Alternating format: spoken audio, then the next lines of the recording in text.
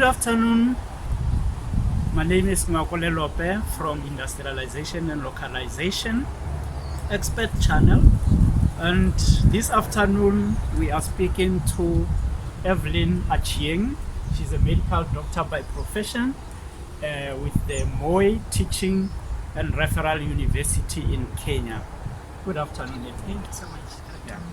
Thanks for making time to speak to us. I know it's been a hectic week for the whole summit that started on Monday up until today, and we've seen quite a lot of proceedings that have been happening in the space, and we really appreciate the moment that you've taken to take us through, a few elements from where you come from in Kenya, why coming to this session, and what are the main things that you learned, and what is it that you can share with us.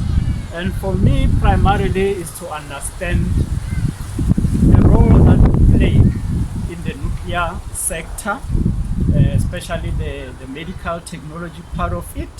And if you can tell our viewers why nuclear medicine is important to the upliftment of our economies. Thank you so much. I appreciate this opportunity. Good afternoon to our viewers. My name is Everlynne Achieng. My profession is a medical doctor. I'm based in Kenya, Nairobi.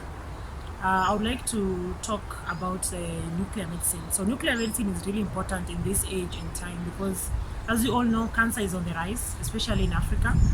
And the reason is because there's great cause for awareness all among our hospitals, schools, and institutions. And so it's upon us to go out there and be screened. And after someone has been screened and has been diagnosed with cancer, then they need care, they need treatment. And therefore, nuclear medicine is really crucial at this time. Talk about radio tracers, talk about radioisotopes, talk about CT scans, X-rays, and talk about radiotherapy is really crucial in the care and diagnosis and management of these cancer patients. So I've been serving in AYGM. This is the second year. And we have done quite tremendous progress throughout these 2 years. We held our first summit in Nairobi, Kenya, and our second summit right now is in South Africa. So our role primarily is to involve young professionals in all fields of nuclear, health, industry, agriculture, and we invite them to the table and we speak one language because we know nuclear is the future of Africa. Nuclear is our dream that we've been waiting for. We know Africa has a great problem with electricity, and we have a large population all over the world. And therefore the demand for electricity is very high. And we're not focusing on electricity and power, we're also focusing on healthcare, we're also focusing on agriculture. Africa, we have problems with food security, we have many areas that are drought, that are covered by desert, but it doesn't mean that it limits our capacity for food. So we need to develop other means of creating food security within our country. Okay, there you get it. Some of us didn't know how broad this nuclear technology can do. Dr. Everlynne has just mentioned, the medical fraternity, the agriculture part of it, and we know it can go up to other sectors, metrology, energy, and so forth. So tell us again, in terms of Kenya, Okay. when it comes to the skills development programs that you're running as a country to entice the younger generation to be more involved, and utilize the technology to cure and provide other services. Okay. So how are you doing it back home? Okay. Kenya, I think we are doing quite great progress back home. We have a nuclear institute in Nairobi, where we are encouraging students to apply. And also this institute, we have scholarship programs within the institute. And people are being trained on short programs and also long programs, whereby we are being nurtured with skills of nuclear technology and also various fields of nuclear applications like healthcare, agriculture, and also various forms of nuclear power plant installations. We also have our students who are partnering with universities in Kenya. They are being taken abroad to study in South Korea, in America, in Russia, and then they come back and inculcate the skills that they obtained to the growth and development of Kenya. We are also having innovation programs, as we've had innovation programs among our students, especially in high schools and university. We want to train them right from their young childhood. The nuclear is the answer. Nuclear is the future that we've been waiting for all this time now.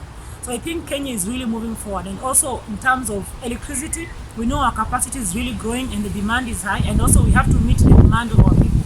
Because electricity is needed everywhere. Is it hospital? Is it homes? Is it industries? And so we have to meet the demands if we want to be developed country in the next few years. Africa has the agenda of 2063 and we have to move forward.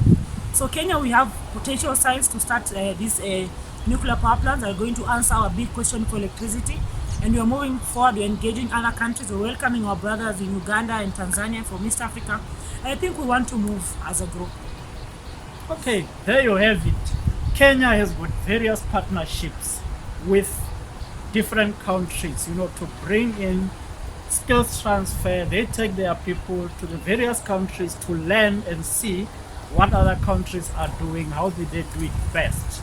And what I'm gathering from Dr. Everlynne here is they also have got government support to do all this. From a policy point of view, what is the current stance of Kenya in terms of embarking on the new nuclear build program? I think Kenya, we're very lucky. We have our politicians who are very receptive to ideas from the public. So I know our public have been complaining so much about electricity rationing and inequality in terms of electricity, and we know that nuclear power is going to answer our questions. So our politicians have really pushed the bill, and actually the bill was passed, and now we have a nuclear power and energy agency that was established in Kenya. The bill was passed and the potential sites for nuclear power plants were developed. So I can say we have a lot of political goodwill. Our policy is really good and straightforward, and we are really just going fully nuclear by 2030. I like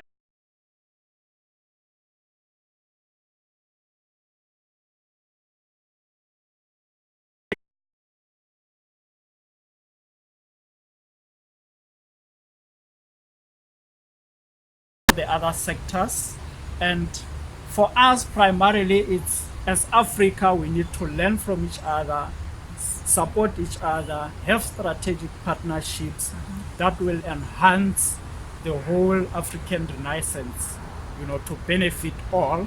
And from the localization and industrialization desk, we're saying at the moment, thanks to Everlynne for taking the time to talk to us. We will be engaging more, with Everlynne about other future programs. And I know there will be other summits across the globe where participants will gather similar to how we did it today. And we like to say thank you very much for taking a moment and speaking to us. Asante sana.